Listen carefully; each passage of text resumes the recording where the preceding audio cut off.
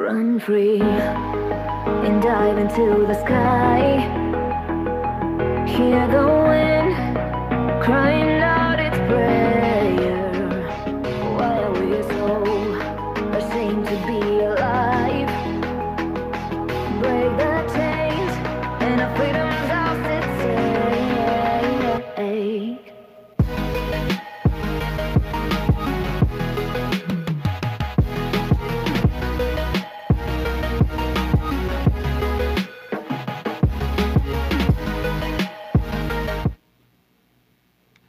Well, hello, friends. Mark Holmes here with my buddy Cowboy Joe Boo. And as always, thank you guys for watching, commenting, and subscribing to the Joe Boo Sports Report. Without you guys, this is literally does not work. Just kind of doing a little quick 30-minute deal with you guys. Man, whew, I tell you what, let's pull out the big cowboy glass here. Let's get Joe Boo a refill, who took it kind of hard yesterday. You know what? I'm going to get me a little refill too, Joe Boo. I hope you don't mind. By now, you guys all know that the Cowboys have traded for Amari Cooper. Now, here's the thing. Here's what I got going on, at least in my mind, okay? You know, I'm just Joe the fan like you guys. I watched that game yesterday, and it's apparent that this is a lack of talent, a lack of coaching, execution. There's a lot of reasons why we suck, why we lost that game. As bad as our team played, we still had opportunities, although we could have been blown out. Jerry Jones does not like the taste in his mouth right now.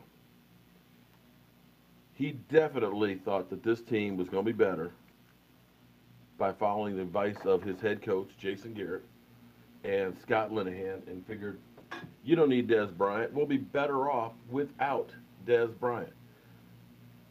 Probably went through with this stat that when Dak Prescott hits 7 or more receivers, he's like 19-0. And they figured, let's just get him 7 receivers. We'll make sure each one of them has a catch. That way we'll win.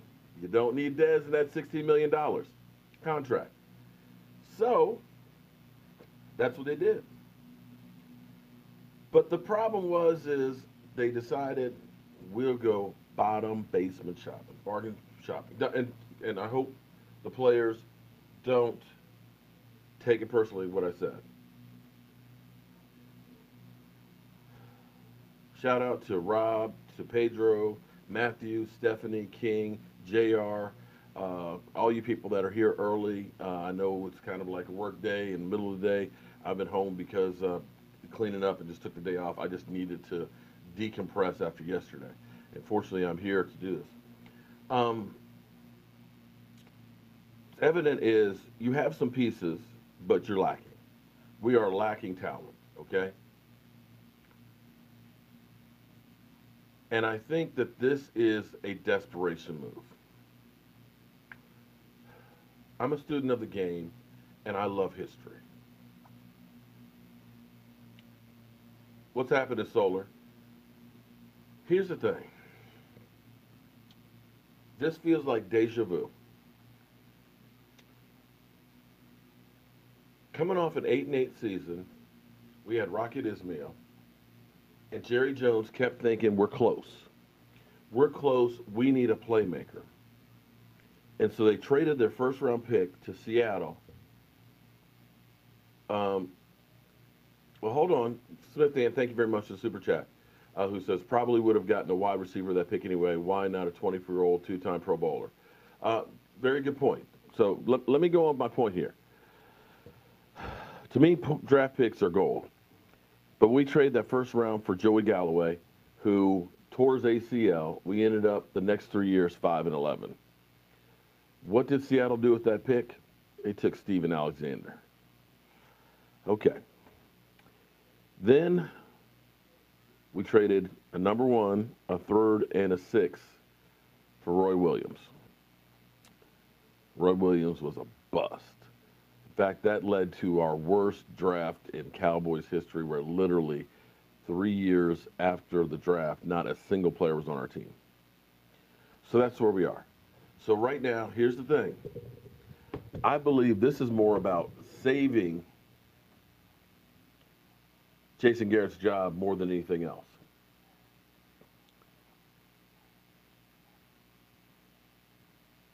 I don't think Jerry Jones wants to fire Jason Garrett. So I think he's looking at this saying, you know what, let me give you a receiver. That'll make it so that you can get to the playoffs. Because we've already heard from Mike Fisher that basically this is get into the playoffs or you're gone. Mark, we signing Dez? I don't think we're going to sign Dez. There's rumors out there that Terrence Williams was in a domestic violence altercation, possibly in a hotel room. Don't quote me on that. He was already on injured reserve, but I feel he's going to be gone. You've got Bryce Butler on the roster, who's not done anything since he's been re-signed. You got Hearns, who's got like 11 catches. So somebody will probably be getting let go on the team. So anyway, back to my original premise here, and I do not own these highlights. Subscribe to this gentleman who has these highlights.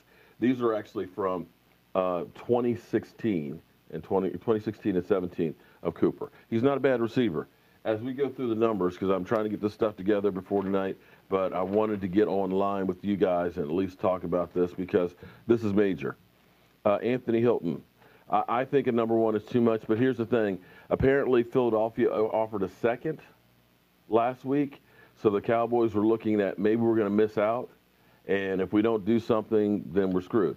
Now, I heard rumors yesterday at the stadium, and I don't know if this was true or not, but they were thinking about trading Taco and a second. I would rather go with just a number one than go with getting rid of a first-round pick and a second. That would have been way too much. But here's the thing. You're desperate. And the only reason you make this move is you believe that you have an opportunity to make a run. If you figure that your team sucks and we're rebuilding, you don't make a trade like this. Look at the Raiders right now. The Raiders right now, they're looking at this as, we suck. Let's take the commodities that we have and get as many number one picks. Let's create a buzz so when we go to Oakland that we've got something going on here. So I would not be surprised if Derek Carr is the next one on the list to go. So, like I said, they're basically fire sailing everybody. They're Sears, and they're going bankrupt. So here's what we got with Amari Cooper. He's 24 years old. He was a first-round draft pick, the number 4 pick in 2015. He's 6'1", ran a 4.42 40. Okay, 2015.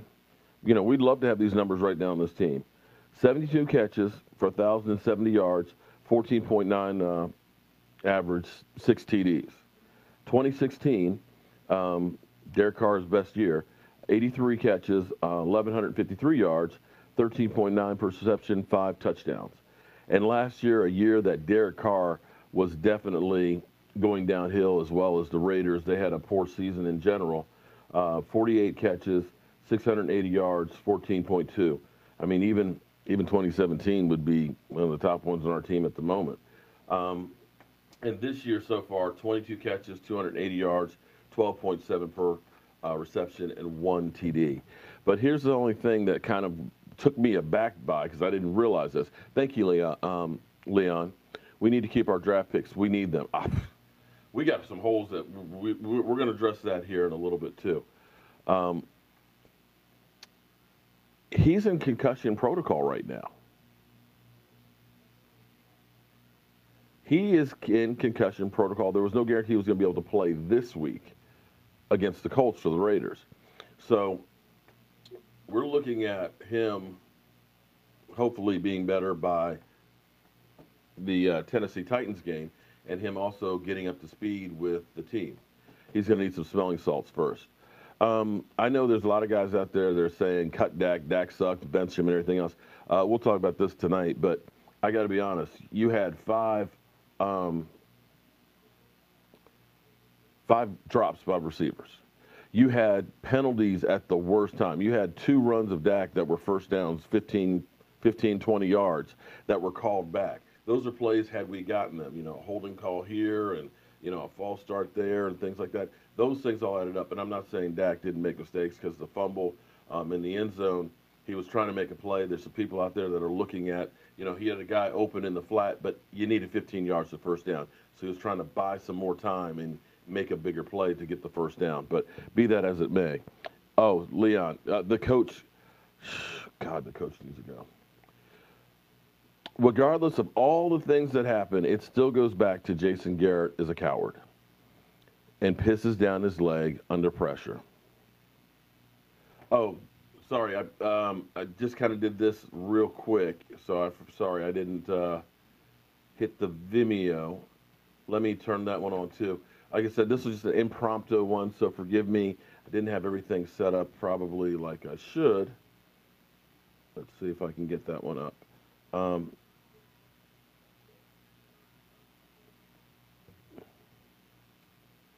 Fun fact, Dak holds the ball longer than 34. Yeah. Well, fun fact, nobody's getting open to throw to. So if you want him to hurry up and just throw interceptions, yeah, he can do that. Fun fact, take a look at his receivers. Fun fact, take a look at almost every one of the plays that he threw. The guys were covered. Fun fact, they're not getting separations and having somebody to go. Fun fact, we've got a sucky-ass offensive calling plan. So, yeah, it's not like take a look around at some of these other teams and look at the guys that are out there that are legitimate wide receivers that are creating separation, getting space and things that are actually part of the offense. This shit is new. These guys, they have not played together enough to really have an epicroc. Well, John Doe, we can agree to disagree. You can go ahead and say whatever you want. I am entitled to my opinion as well as you entitled to your own. So, if you don't agree with me, feel free not to watch me, okay? But all of these assholes, and I'm going to say assholes because regardless of how you feel about Dak Prescott, cheering him getting hurt is wrong. Flat out wrong.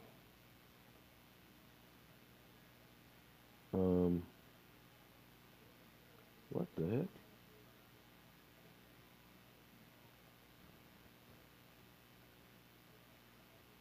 Sorry, guys, the chat won't be able to come up because they're having a little issue on it, I think. It's not working. That's weird. Okay. Can't get that chat going over there right now. They've got something at the website that's not functioning. Let me try one more thing real quick here. Regardless of how you feel about Dak Prescott, I don't want to see any player out there just beat up, just be beat up, okay? It's just not good. And wishing and being happy and celebrating it, you wouldn't want that to be yourself, and you shouldn't be wishing it on anybody else either. But then again, I guess I'm just not an ass. And one other thing as far as Dak goes, I'm sorry, I'm trying to get this other. Here we go. Aha, it's back up. Enable chat. There we go. Welcome everybody who is on the Vimeo chat. Sorry I didn't have it up before. It's up now, so we're good to go. Dak ain't solid. Here's the thing. I agree. Dak can make some good plays when he has time, when he sets his feet, when he's not rushed. Dak can definitely run the ball when he needs to. I am not saying that Dak Prescott is Aaron Rodgers right now. But the problem is he needs to be coached. He needs a veteran in his ear, somebody to help him along. He's only in his third season in the NFL. And take a good look around the NFL at quarterbacks. Unfortunately, because Dak Prescott is talked about so damn much, the narrative is that Dak is the worst thing in the world and is never going to be this, that, and the other. But take a look around the NFL at some of these quarterbacks. They're all basically in the same type of a category that are young. Carson Wentz did good because he had a good quarterback. You look at some of the other teams, you look at Drew Brees having a Sean Payton to coach him.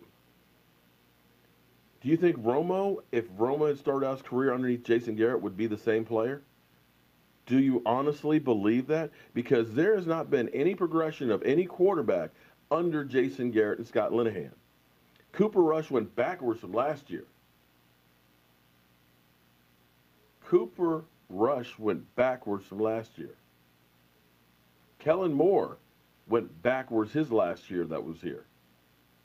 Dak Prescott, his rookie year, came in here with what he had because he didn't have enough time for Jason Garrett to put that stank on him. Tony Romo was taught by Sean Payton and Bill Parcells. And basically, they just rolled with what Bill Parcells built. He's the one that brought DeMarcus Ware here. He's the one that brought Jason Witten here. He's the one that had Tony Romo, the cornerstones of the franchise. That wasn't Jason Garrett's guys. And as you look at this offense now, you realize how good Tony Romo was because Tony Romo covered up and made up for a lot of the deficits in this offense. Flat out. Yeah, but what is, okay, submissive lover, but what is Matthew Stafford winning? If you're saying that he's coached, okay, he had Matthew Stafford, who definitely had a higher pedigree, but what has he done with Matthew Stafford? What has he done? How many playoff wins has the Lions gotten? How many? I'll wait. Submissive lover, I'm seeing your comments. How much did he actually do with Matthew Stafford? Matthew Stafford winning Super Bowls? There you go. Michael, thank you, Michael. You agree. What has Matthew Stafford done? Nothing. Yes, submissive lover. Is that your only comment that you have, is that he was Scott Linehan? If that's your whole, oh, Lions' fault. Okay. All right. I'll just drop that one because if you're saying that Matthew Stafford is the be-all, end-all, and they've never won jack either, then that's it.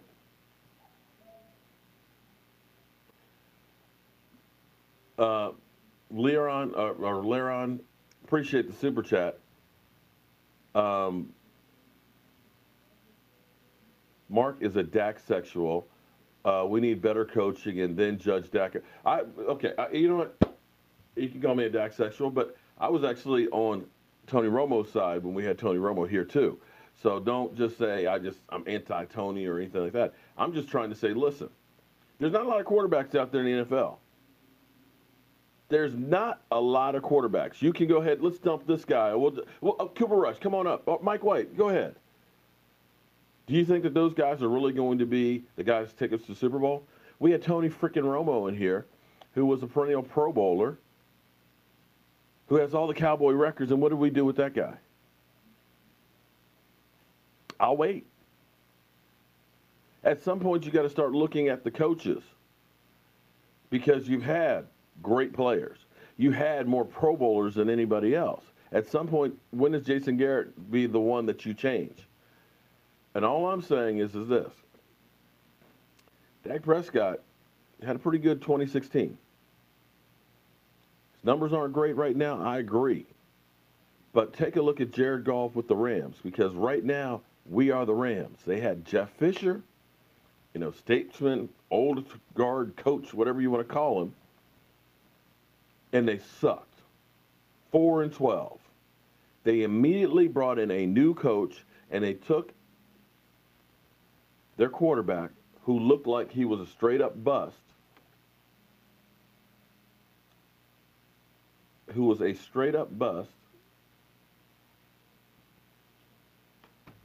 and made him one of the better quarterbacks in the NFL. Well, you know what, Jesse? Did anybody think Jared Goff was anything after his first year? Seriously. Jared Goff had busts written all over him. But he got a good system, he got a good coach, and the rest is history. That's all I'm saying is give the guy an opportunity with somebody else, because maybe, just maybe, a different coach might get another effect. Because we've gone through having a great quarterback. Because let's be honest now, Tony Romo was a great quarterback. You think that you're just automatically going to get a Tony Romo in the draft next year? Oh, forgot. We don't have a number one pick next year. Even if we did, even if we packaged up and moved up, there is no guarantee that you're going to get a franchise quarterback. Tennessee got Martin Mariota. How'd that do? There was rumors we want to get Paxton Lynch. How's he doing in the NFL? The NFL was littered with guys like Jamarcus Russell, that are bust. There's no guarantee that you will find a franchise quarterback just because you trade for one or draft one. The 49ers, Jimmy Garoppolo, $100 million contract, second-round draft pick. Yeah. The Cardinals, Sam Bradford, $20 million, not even active. Yeah. So you owe it to yourself at least try and get somebody who is a quarterback whisperer. That's all I am saying. That's all I'm asking. Because we had a few less penalties yesterday, guess what? We might have done a little bit better. I tell you what, while we're here, like I said, this is just going to be a short live stream today. Right now, we're going to have our full live stream tonight. We'll probably go into overtime.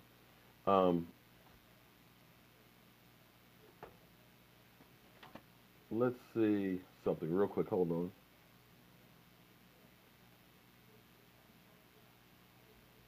Let me try and pull this up.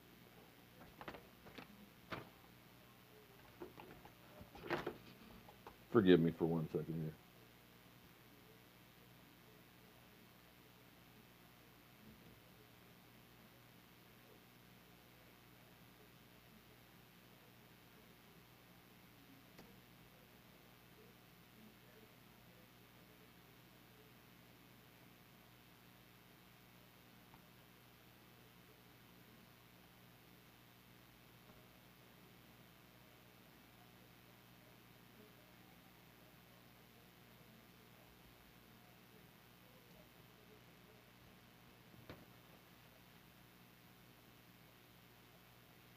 Let's see.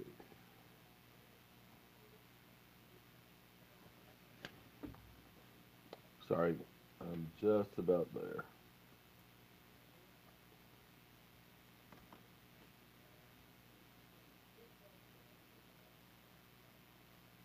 All right, let's just kind of look at some of the, I think this is the right clip.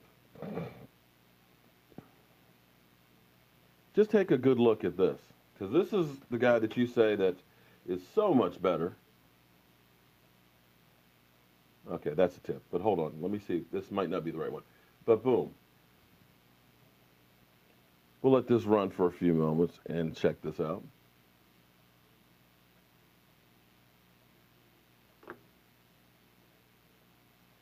So this guy had Jeff Fisher for a coach. This guy held on to the ball too long. Couldn't get out of his own way. Couldn't throw the ball down 25 yards downfield, as Troy Aikman said.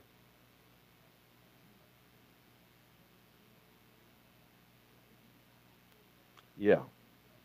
Take a good look.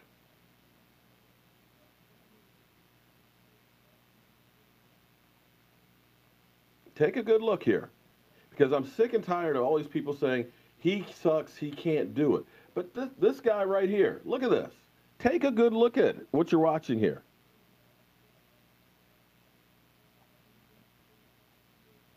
Same stuff over and over again.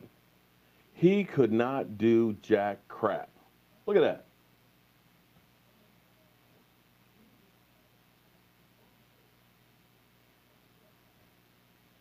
What happened to my...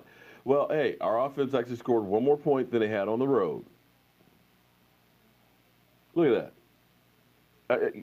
Comment on this? So all you guys are saying, well, Jared Goff is more accuracy. You know, he's a better quarterback. You know, he's got this, that, and the other. He certainly didn't look like it under an old coach. This guy right here is now one of the better quarterbacks in the NFL. And the change is offensive philosophy and a coach. That's the difference. You owe it to at least see if you got somebody else, because guess what? There ain't nobody else out there that you're going to be able to get, especially now that you traded away a number one draft pick. Rob, it's going real good. Submissive Lover, you are missing the point. My point is his rookie year was garbage under Jeff Fisher. They brought in some coaches, and it was night and day different.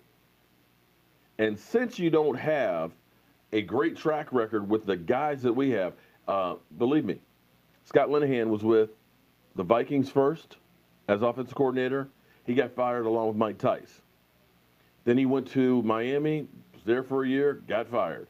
Went ahead and went to the Rams with the greatest show on turf, which had some talent, aging be it, ran them in the ground and got fired in the middle of a season, and then goes on to Detroit and gets fired with that coaching staff.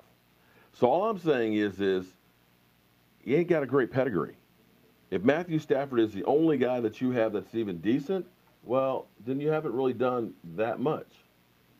And I'm looking around with all the players that we have had on our team, and we just have not done jack with it. If you honestly believe that Scott Linehan is calling great plays, well, then there's nothing I can tell you then. If you honestly believe that Matthew Stafford is a good coach, well, then you might as well just unsubscribe to this channel.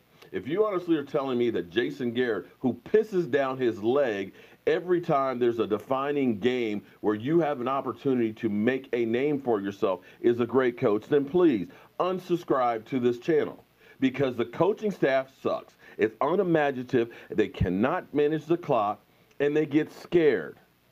And in the NFL, that is not going to win jack crap. Flat out. When you're a running team and your feature back gets 13 carries for 33 yards, you're screwed. When you have garbage for wide receivers and no running game, you get screwed.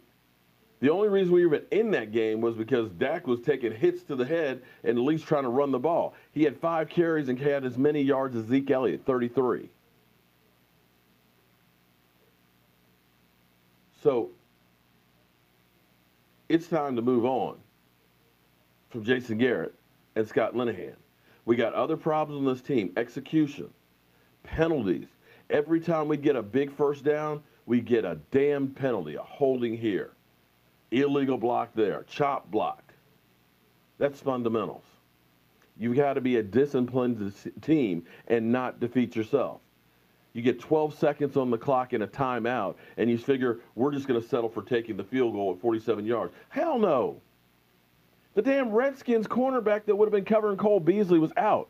If nothing else, you say, you know what, I want to give myself the best opportunity to win. You can go ahead and make a play anywhere on that field because you got a timeout. You got a timeout. You can do anything you want to do. Instead, we'll just take the easy way out. We won't risk it. The same thing that happened against the Texans. Oh, we'll just put it on our defense. No guts. Now, I hope that this is not Roy Williams. I hope this is not Joey Galloway. Maybe Amari Cooper going into a new situation, a new team, everything else that maybe. Submissive lover, if you say fuck, it's not going to show up. Okay? And because there are filters on here, because we have younger people that watch this channel.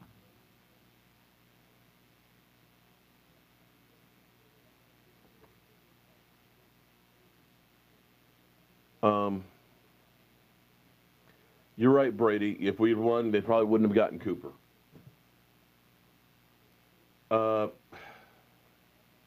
And you know it is, and submissive lover, you know, whatever. You believe that Scott Linehan is good. I agree. Dak fumbling in the end zone was terrible. But if you cannot call a game, I mean, last week you can see that they were doing more run pass options. They were getting Dak outside. They were doing a whole lot of things that helped to put them in position. You didn't do much of that this time. There were other reasons why this game ended up being bad. We had, Lord knows, I believe 5 plays, 5 times we started drives from the 17 yards or closer in. When you have to go that far on the road and you're making mistakes, you're not going to win very often. We're not getting turnovers on the defense, okay? So these are all things that add up to it. And when your quarterback fumbles on the 1-yard line, you know, getting hit, that doesn't help either. That's not the whole reason why we lost. We killed. That's a reason, but that's not the whole reason. You could take the hold from Connor Williams, where we had a big first down, which would have carried us over into midfield, and say we could have made a few more plays there.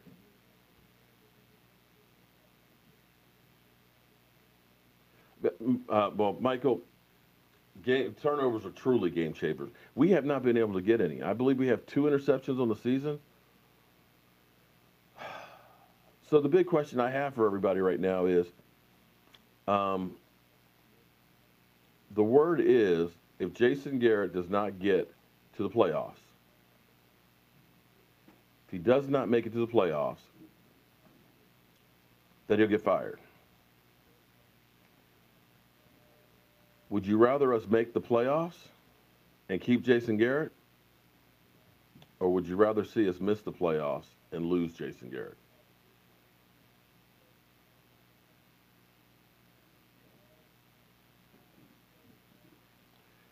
Yes, it changed the game, but you know what? There's always going to be plays like that that change the game. We had a field goal that was fumbled that changed the game. Players lose games sometimes. You're not going to win every single play. But the coach's job is to be putting you in a position to win. That's one of the reasons why. Because you could take any number of these things out there, and if one of them doesn't happen, then you probably win. If we don't have all the penalties on all these drives, you win. If you don't have 5 drop passes that are in guys' hands, maybe you win. If the defense doesn't give up the touchdown, you win. If the coaches go for it, trying to get a touchdown and go for the win, or try and get some more yards and you kick a field goal and tie, you win. They are all together different reasons why you didn't win. And I agree. That was a game changer. But if it hadn't been for Dak's feet getting us there and taking us down the field, you wouldn't have had a chance to win either way.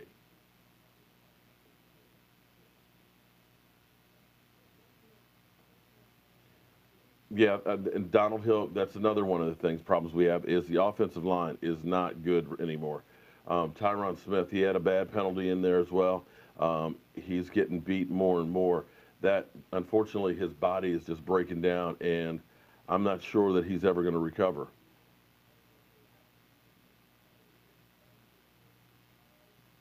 You blame Stephen Jones for not stopping this.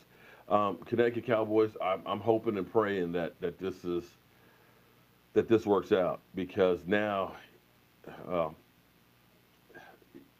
if it doesn't work out, then you don't have a number 1 next year unless you make a trade up. If it does work out and he ends up being like a number 1 pick, then it's great. Everything's hunky-dory. But we'll have to wait and see on that one. But we'll get to that more tonight. So, guys, I've got to run. I'll be back at 9 o'clock Eastern. I've got to get some more stuff together for that show and things and take care of some business and all that. But I just wanted to come on here and at least give you my thoughts. I'm not sure exactly how I feel right now about this whole trade. I hate giving up a number 1 for anybody. But apparently, Jerry Jones, Stephen Jones, they believe that this is a move that will get us to the Super Bowl. Because you don't make this kind of move unless you believe that you can make a run. And the truth being is, yes, the Redskins are up at 4-2 on the division. That, you've got the Eagles, same spot we're in. You got the Giants that are terrible, so you can still win your division. You've got the Rams and the Saints right now as the 2 best teams. Other than that, they're still got opportunities, so they're thinking that we still have a chance. But if it goes south, you can guarantee that Jason Garrett will go south with it. So, guys, I'll see you at 9 o'clock Eastern. Thanks, everybody, for